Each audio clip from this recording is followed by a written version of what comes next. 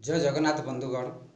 जीवन एक निराट वास्तवता जी गाली शुणी पालटा गाली दिए ता पाखु किसी आशा करा जाए ना।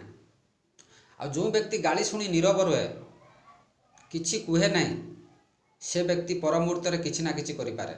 ये हूँ जीवन एक निराट सत्य, एक विराट वास्तवता। आपको कहीं भी एड़े दे जाई पारिबे नहीं।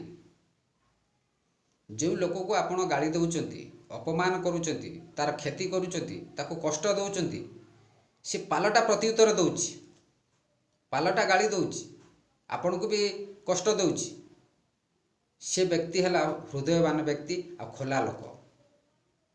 से व्यक्ति पाखर किछि नाही, से खुल्लम खुला जहाँ कहब खुल्लम खुला।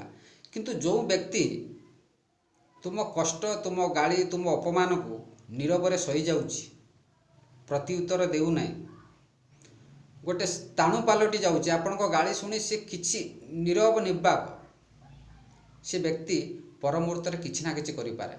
एमिति अघटन करिपारे जे कि आपण विश्वास करि परिबेनी। आपणक विश्वासर बाहर से अघटन परिप्रकाश करिबा आपणक पाखरे। तेणु सेथि प्रति टिके सावधान रुहतु। प्रति मुहूर्त एटी छलना चलीछि, प्रति मुहूर्त एटी प्रतारणा खोजी बुलुछि तार अनुमान रास्ता। आ प्रति मुहूर्त एटी स्वार्थ खेलाई देइछि तार विराट पसरा। तेणु घड़ीके एटी घोड़ा छुटे, जहाँ करुछंती ना कहीं, जहाँ भावुचंती ना कहीं, सब ठीक ठाक हिसाब से जमी चले से प्रति टिके ध्यान देवे। ये भिडियोटी बनैबार एकमात्र मोर मुख्य उद्देश्य होची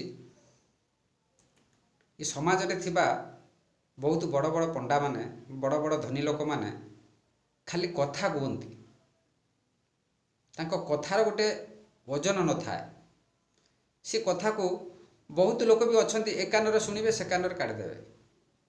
किंतु वास्तवता है यह जे जीवन क्षणिक मात्र सेमान ही भूली जाती। यहीटा हूँ सबुठार बड़ विडंबना, आउ किछि नुहे। जय जगन्नाथ।